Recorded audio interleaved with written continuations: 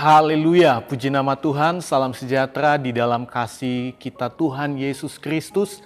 Salam jumpa lagi dalam Renungan 79, keluarga jemaat GPDI El Shaddai Magelang. Dimanapun kita berada, kita tetap semangat dan selalu bersukacita di dalam Tuhan. Mari Bapak Ibu jemaat Tuhan terus alami pembaruan di dalam Tuhan setiap hari dengan kita merenungkan firman Tuhan menggunakan 365 hari yang mengubahkan hidup Anda. Puji nama Tuhan, firman Tuhan pada saat ini saya beri tema Epafras.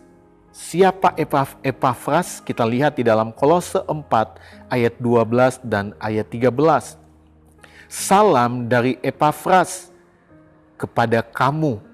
Ia seorang dari antaramu, hamba Kristus Yesus, yang selalu bergumul dalam doanya untuk kamu, supaya kamu berdiri teguh sebagai orang-orang yang dewasa dan yang berkeyakinan penuh dengan segala hal yang dikehendaki Allah. Sebab aku dapat memberi kesaksian tentang dia, bahwa ia sangat bersusah payah untuk kamu dan untuk mereka yang di Laodikia dan Hierapolis. Ya.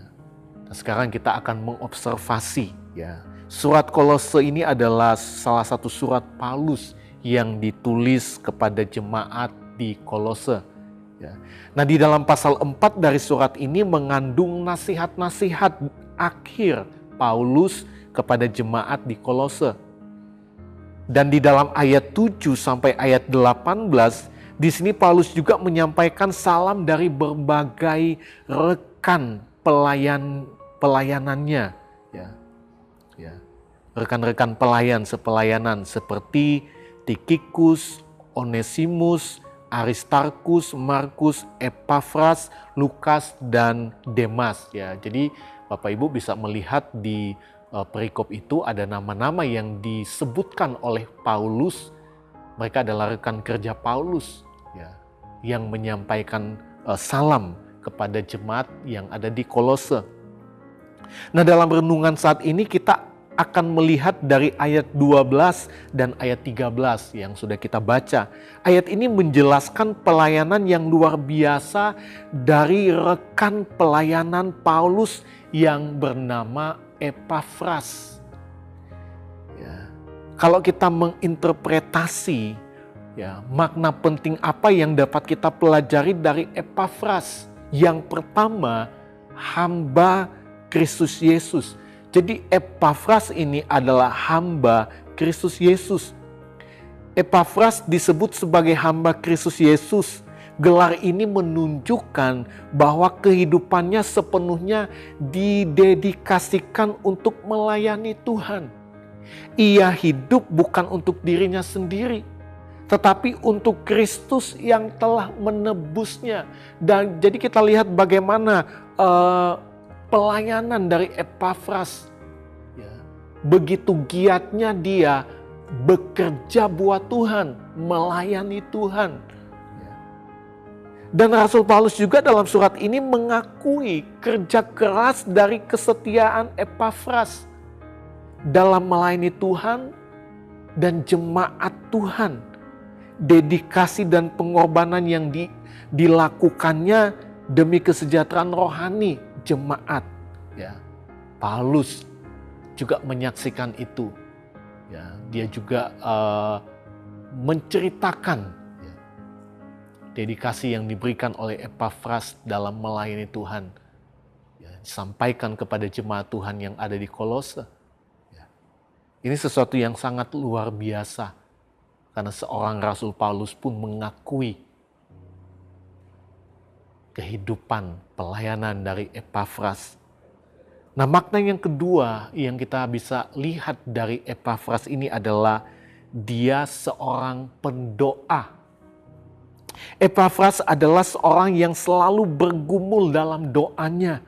Ini menunjukkan ketekunannya dalam berdoa. Artinya dia nggak pernah berhenti untuk berdoa. Dia terus berdoa kepada Tuhan. Dan ia tidak hanya berdoa sekali dua kali, tetapi secara konsisten, terus menerus dan penuh semangat. Ya. Ya, jadi bukan hanya sekali berdoa, 2 kali, tetapi berdoa dengan terus-menerus dan disertai dengan semangat yang luar biasa. Jadi luar biasa Epafras ini. Ya. Dan kita lihat doa dari Epafras ini memiliki tujuan yang jelas. Epafras berdoa agar jemaat Tuhan di Kolose, Laodikia, dan Hierapolis tetap teguh dalam iman. Ya. Jadi doanya itu ada tujuan yang jelas. Dia berdoa supaya jemaat Tuhan tetap teguh dalam iman. Tetap teguh dalam iman berarti tidak mudah goyah oleh ajaran-ajaran sesat atau tantangan hidup. Ya, jadi kita tahu bersama bahwa saat itu juga ajaran sesat berkembang. Ya. Jemaat Tuhan juga tentunya sama seperti kita, mengalami begitu banyak tantangan hidup.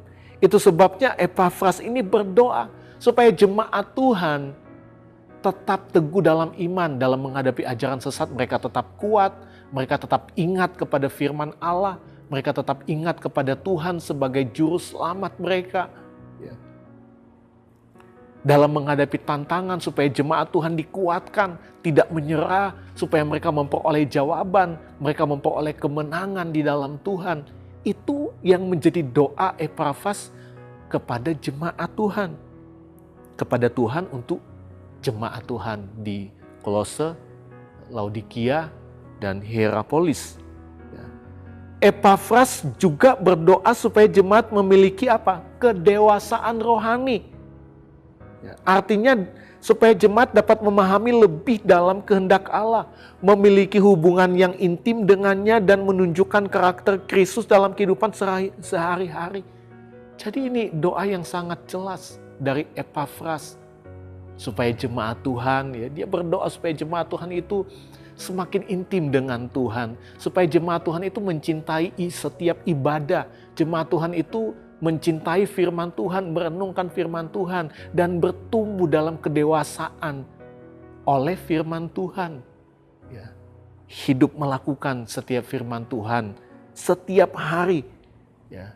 Menjadi doa supaya jemaat Tuhan selalu menunjukkan karakter Kristus itu ada di dalam kehidupan mereka.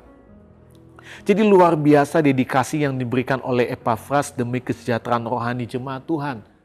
Nah, kita lihat aplikasi yang harus kita terapkan dalam hidup kita. Kita lihat dari contoh kehidupan Epafras, ada beberapa pelajaran penting dapat kita terapkan dalam kehidupan kita sebagai orang yang percaya. Yang pertama, ketekunan dalam berdoa. Kita dipanggil untuk berdoa dengan tekun dan sungguh-sungguh seperti Epafras, ya. Doa itu bukanlah sekedar rutinitas, tetapi harus menjadi gaya hidup. Ingat, doa itu bukan hanya dipaksa-paksa, ya, oleh gembala atau jemaat Tuhan yang lain, ya. Tetapi doa itu harus menjadi gaya hidup, karena doa itu adalah sarana untuk kita berkomunikasi dengan Allah. Ya. Jadi kita belajar dari Epafras ini adalah teruslah berdoa dengan tekun dan sungguh-sungguh di hadapan Tuhan. Karena Yesus pun mengajarkan murid-murid supaya mereka berdoa dengan tidak jemu-jemu atau tidak berhenti, tidak bosan, tetapi berdoa dengan penuh semangat yang luar biasa. Ya. Nah, yang kedua kita lihat yang harus kita terapkan, ya, dari contoh kehidupan Epafras ini adalah berdoa buat sesama. Bapak, Ibu, Saudara yang diberkati Tuhan, Epafras menunjukkan betapa pentingnya mendoakan sesama kita, terutama saudara-saudara seiman. Ya, kita berdoa untuk semua orang, terlebih khususnya untuk setiap orang-orang saudara-saudara yang seiman dengan kita, ya. Hal ini juga menjadi panggilan bagi kita, ya, untuk sekarang ini sebagai orang percaya yang hidup sekarang ini, ya, jemaat Tuhan GPDI El Shaddai Magelang, supaya kita tidak hanya berdoa untuk diri kita sendiri, tetapi juga untuk orang lain, ya. Mari kita berdoa juga untuk orang lain, ya. Kita berdoa buat keluarga kita, berdoa untuk orang lain, untuk sesama kita, jemaat Tuhan, agar mereka juga dikuatkan dan diberkati oleh Tuhan.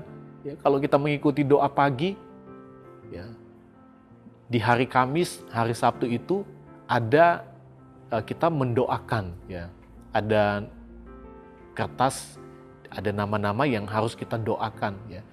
Ini kita dilatih untuk mendoakan satu dengan yang lainnya. Kita nggak berdoa sendiri. Ya. Tapi mari kita melihat satu teladan dari Epafras adalah mendoakan sesama. Ya. Doa Epafras ini agar jemaat menjadi dewasa rohani menunjukkan betapa terbebannya ia dengan kehidupan rohani jemaat Tuhan. Nah, itu sebabnya mari kita juga terbeban dengan kehidupan orang lain, terbeban dengan rohani orang lain, terbeban dengan iman orang lain sesama kita, dengan mendoakan mereka. Supaya apa? Supaya mereka dewasa dan diberkati oleh Tuhan. Terus menjadi jemaat yang berkemenangan. Ya, saya percaya mereka juga mendoakan kita. Ya. Bapak, Ibu, saudara-saudari yang diberkati Tuhan, Epafras memberikan teladan yang luar biasa dalam melayani Tuhan dan jemaat. Marilah kita juga meneladani semangatnya, dedikasinya dalam melayani Tuhan. Ya, kita ikuti. Ya.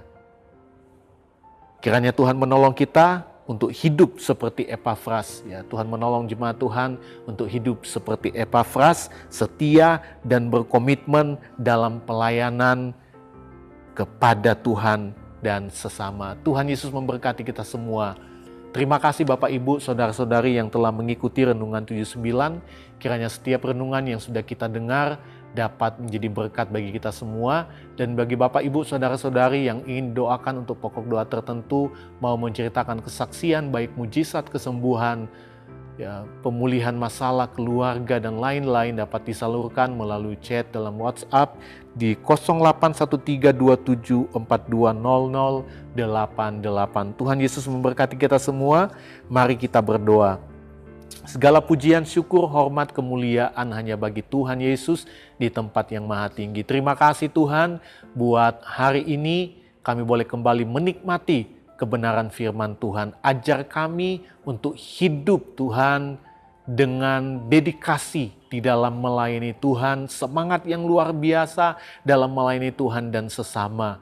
Satu contoh yang luar biasa, biarlah kami mengikuti satu teladan dari Epafras Tuhan. Terima kasih Bapa yang baik, tanamkan firman-Mu menjadi bagian dalam setiap hidup kami.